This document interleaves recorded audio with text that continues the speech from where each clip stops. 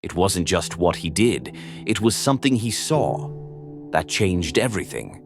This isn't the story of a cowboy. It's the tragedy of a man who was loyal to everyone except himself. He was feared, hunted, and hated. But the saddest part, he died trying to be good in a world that never gave him a chance. This is Arthur Morgan. Arthur never had a real home. His mother died young. His father was a criminal who left him with nothing but a name.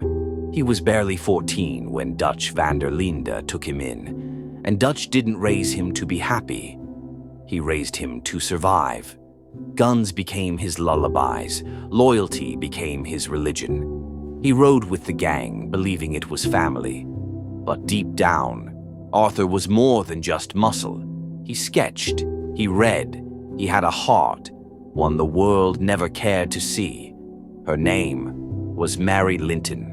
She was the one part of Arthur's life that felt pure, but he couldn't escape the life he chose, or maybe the life that chose him. She begged him to leave the gang, to run away and start over. But Arthur stayed loyal to Dutch again, and Mary Ma walked away, not because she didn't love him, but because she knew Arthur would never be free.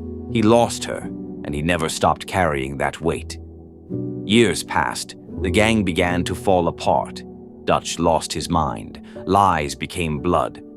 And Arthur? He started to see it all, too late. Then came the cough, tuberculosis, his death sentence. But in the face of death, Arthur found something rare: clarity. He realized he had one final chance to do something right. He gave up everything to protect John Marston, the one man who could still escape this life. Arthur didn't just die, he chose to die for someone else. Arthur Morgan wasn't the villain. He was the warning, the reminder that good men don't always wear white. Sometimes they ride into the storm alone, so others can have sunshine. And if you still think he was just an outlaw, you never really knew him at all.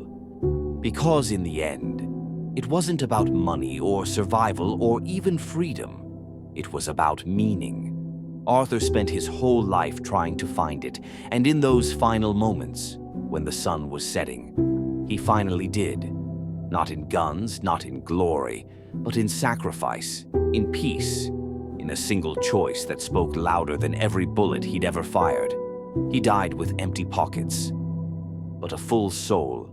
And maybe that's the only kind of riches a man like Arthur Morgan ever needed.